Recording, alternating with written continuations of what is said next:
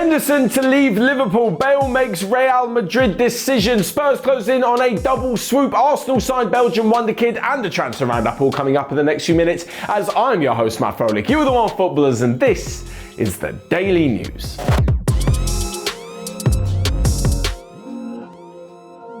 So first up, and Jordan Henderson could be leaving Liverpool. What on earth is that about? The captain, who's recently celebrated spending 10 years at the Anfield club, is reportedly looking for a move away because, well, contract talks aren't really going anywhere. Okay, so here's the situation.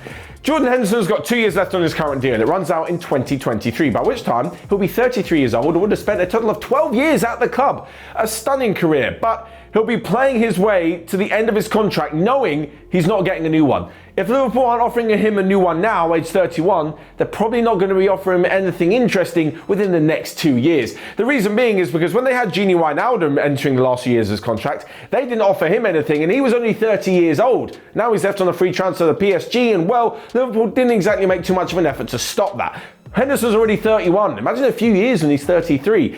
He's not going to want to do that, playing the last 2 years knowing he's not getting a new deal, and Liverpool probably won't want to lose him on a free, although he is a very good player to have in the squad. So, now come the transfer rumours that he could be moving to one of two places. The first is following Gini Wijnaldum and actually joining PSG, and the second is moving to Atletico Madrid along with fellow Englishman Kieran Trippier. Now, both of those teams could do with a good midfielder. Jordan Henderson will probably do pretty well on both of those teams, but not as well as at Liverpool. The way Liverpool play, the way Jurgen Klopp has Liverpool playing, really suits Henderson's style, and he fits in really well to that team. He's the captain, he's the leader, he's a great influence both on and off the pitch, and I don't think he'd get that anywhere else. Of course, if his influence dwindles and if Liverpool bring in other midfielders and basically they make the steps to move away from the old Liverpool, and that includes some of the older players like Henderson, he probably won't be too happy about it. So maybe he could be tempted to move on. On top of this, Liverpool could charge a little bit of a fee for him this summer rather than letting him go on a free in a few years' time. And even then, at 31, maybe next summer at 32, he's still not going to command a ridiculous price.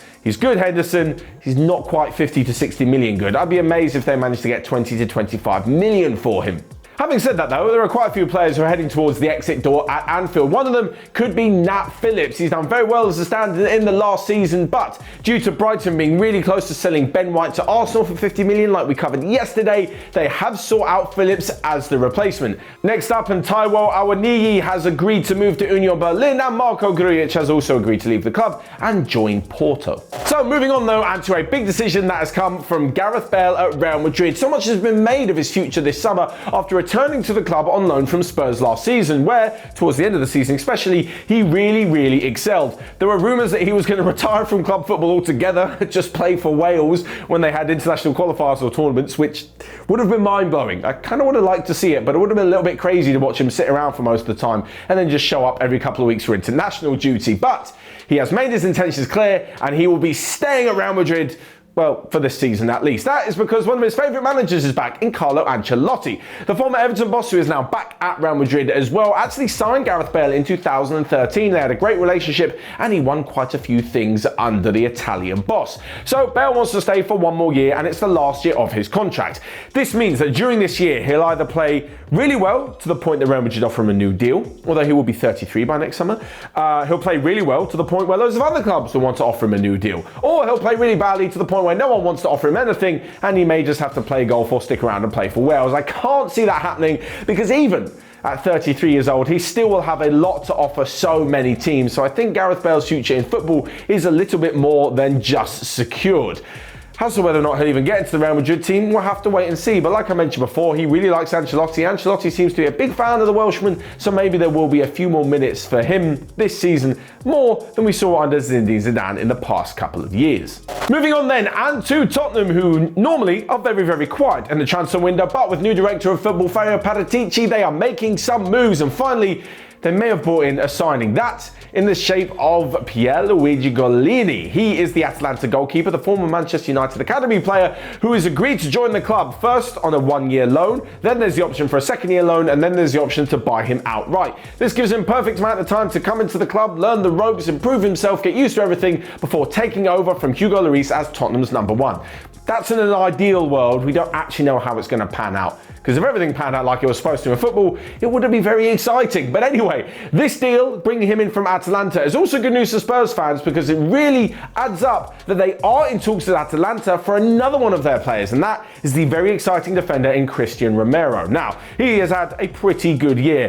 He helped Atalanta finish third. He was named the Serie A Defender of the Year, and to top it all off, he went away with Argentina this summer and helped them to win the Copa America. Something about Argentinian players and Tottenham Hotspur, it just goes together. If Paratici can pull this one off from bringing a top-class centre-back to help Spurs and new manager Nuno Espirito Santo really put into play his sort of tactic and style on this Tottenham team, it'll be a very good move indeed, and it'll help to shore up their defence, which has been a bit leaky since Jan Vertonghen departed from the club last summer. And talking of North London transfers, Albert Sambi Lokonga has made the move there, but not to Tottenham, to arch rivals Arsenal. I don't know why I linked those two. He was never interested in Tottenham in the first place. But anyway, they've managed to sign the Belgian wonderkid, and what a player it looks like they've got on their hands. The 21-year-old has joined Mikel Arteta's side for around £70 million, and the thing is, he comes with such high recommendations. He's already captained the Anderlecht side a few times at such a young age. He's made over 50 appearances for the first team, and Vincent Kompany seems to trust him enough at Anderlecht to not only be the captain, but to be their everything in midfield. When Anderlecht play well and win, it's usually because he's had a great game, and if he doesn't, they don't normally pick up all 3 points. He's so key to everything they do, and when Arsenal look at signing players for a generation or so, at age 21, he's perfect. He can come in and be the midfielder that everyone's expecting him to be. They have an absolute star on their hands, and Arsenal fans, I think you should be getting very, very excited about this one. Elsewhere, of course, they've also bought a Nuno Tavares from Benfica, and as well as this, there's 50 million going to Ben White. Looking like a pretty good summer for Arsenal so far. Finally then, we come to a quick roundup of the rest of the day's transfer roundup that you might have missed. And Manchester City are reportedly interested in Sporting's Nuno Mendes, but will not be paying the €50 million asking price. Wolves have been offered the chance to sign Barcelona forward Martin Braithwaite. Next up, and Everton are closing in on the signings of Asmir Begovic and Andros Townsend off free transfers. And lastly but not least, Atletico Madrid do not want to sell Kieran Trippier. But if they are forced to, or if they are offered something that is too good to turn down, they may look to replace him with either Wolves' Nelson Semedo or Giovanni Di Lorenzo. That's all from me for today. Thanks so much for watching. Check out everything else we've got going on. And until next time, I will see you guys later.